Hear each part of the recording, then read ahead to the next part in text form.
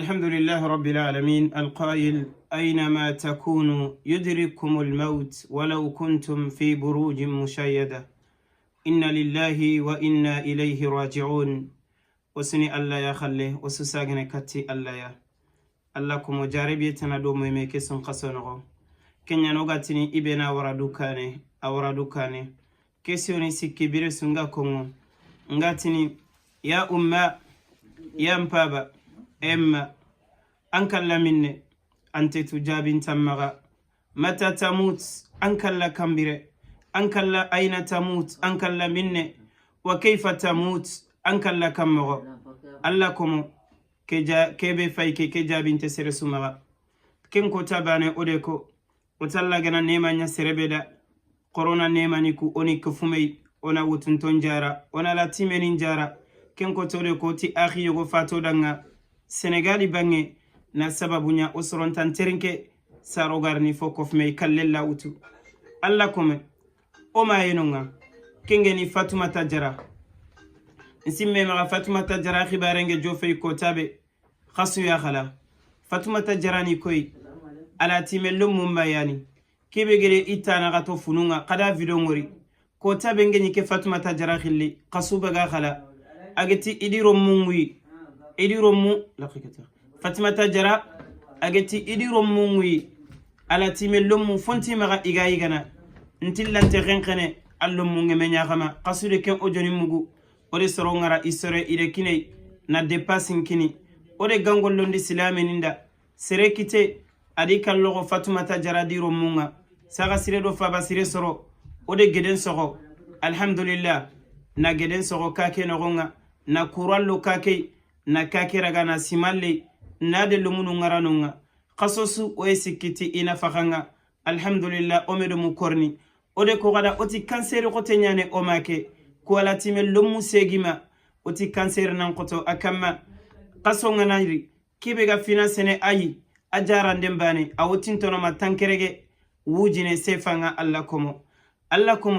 Fatoumata Diarra imere message ngara katinga nanti gaku kadi kal singe ben finance di mbatenga alla ganne ragana oda khasuda kadi ngara nandaga fonne jara fatambin jara ndenka iti tannagate wujine yani ode tannagate wujine mutu ode kine oma Fatoumata Diarra adaga jare ndagede mekita atilen kimposu khairni video ngori malin video ay mega sefene ngidega malin nandaga la time lomu ko khal sintuga ay mega taagunu sofo be ganya maga katti khay aga duango be deberni maga giri ken video ngori alla gana dunge ay mega sofobe kongo alla komo nansame qasudan tanto kane afunu lenkire fisenu kempati ode ko gadanga oto sundwa o makeda afalle ke fatam binjarande falle watte ke giri gadi kanseri bega o makei ke funu lumuma ferenyan perdinei ferenyan jogenita kenkota osrondogri iti khalsinto kitengure sasare gaku Fatoumata Diarra wattenga atallan koto ay mede vocal ni maneme wara katinga nanti watten qoti kama oniro mun korosi imeseriga bakake ken kota no to tafsir nde yagare yego khibaren ko gada nta dingara hamminde wuya nyago agane kunduay aga Burkina kenya gare agane Burkina yi alla komo agane manne deberi agane kemeya deberi ade fare nyari ti katoy nanti gaku ndillo mon khalifa khay kuro mube fay meseringa bakka watenga ifa bakara sesuntindanga keta nde konti biresu kema masikinjonya agere igere video be warakatinga ga duanga na nyilletini ondrugoto oni dema ono kilunto iromunga alla komo kema maga fati Burkina adiro munto omaga ke Fatoumata Diarra le musegi kema fisonu ke fati amedalla ay meken kota osorongere kundu komoda otidan daga dogotoronka nti Ilyas kaga kalsimba kano kusu kadaga oma ke Diarra khamma dunge kiala timello mu maga sakka kundu ay megede digamu beniko ati watte kege goto ke kille mogobe imeseriga bakke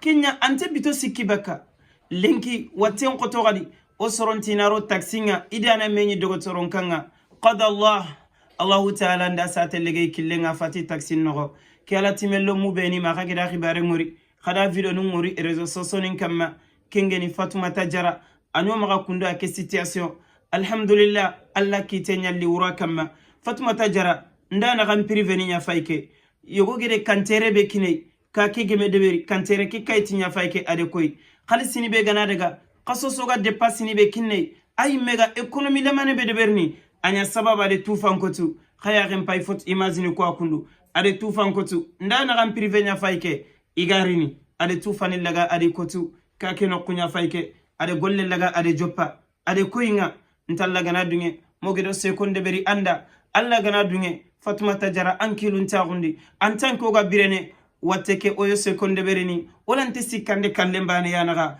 a imagine nya fayke nde Fatoumata Diarra avocat legerebe agede wara katinga kenya le DCI ay me fayke avocat nya fayke alla komo aga sefene katinga nge woti dimabe vocal ninge gobo ati gakunkonu de gakunkonu ntoro ngana nyanga bire sunkilu ngata khunu khaga kunte kamangan kanne muku nte kamana ngo jomugo gakunkonu Fatoumata Diarra vocal ni nya fayke walakin kallallahu tu allakum igede kono nti Fatoumata Diarra fati jote fana be genyinga kenya ni ndo soro ko giri nti ko Fatoumata Diarra khameta ntori kanga magal sigande gaba iti ay utana taxi nya utafati killenya nta alhamdulillah aganya gankara kan no gonye la ilaha illallah mana mi woro kiteyenga agankara kan no gonye nanti akortele optalinka mana mi woro kite wallahi a déplacement so gana daga optalinka ala bito fili sikanyana kanseri nyane oda se fen ko gada agebe Allah kiti mani mpabani o kite yuku horoni kofme ona kumeni ya dema kumeni gobo gobo nya faysaka Fatoumata Diarra yampe murno khasumaga adi korento go magade adi romunyeri togo omaga saga sire ado faba sire Allahu akbar ki ala timel lomuma afatilenki lante munguna da kesefe ageti kekille watengi kama mogobe ime seragi toko ono kuilun tori korenga kekille wateki goto antaka go iganni mogonga de oti mama ankilun tagundi walakin sunqaso maganyeme ke sunqaso depassi be gatelle jamane su saga sire do faba sire soro ogito tankirege sire utuna sigite wallahi Fatoumata Diarra togonge listinga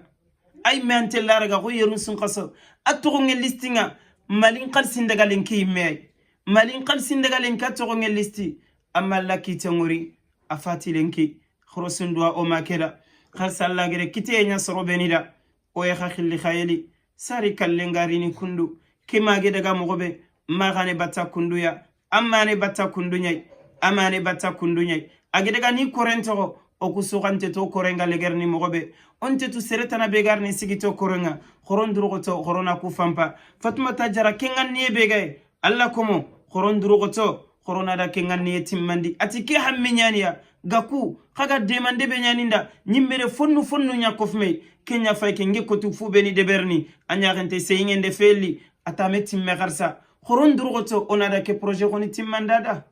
khorondrugoto onada ke projet timmandada amagere domunu magere hammi be wutu corona timmandada taganden to gollenga de walakin Fatoumata Diarra kella du khanne ngana ki ka worin telephone abiresu ngana a ujoni ngori bilesu telephone aninga la wuya nya khonya alla ga nyampana maga najati ginya annabiya no sate nda sate latondi na berekero to foninga kenya ngedin sumun kututa tinduguna ojo ndeberi kati saga siremuma kati faba siremuma khorosundwa o makedanga khorosundwa Fatoumata Diarra khorondwa agire korebe togo kallende utu atampi khama khagiri video wori ageni duwa mube kongo katigai khagire na buru beni bagandi alla ganna gollu kuragana wassalamu alaikum wa rahmatullahi wa barakatuh.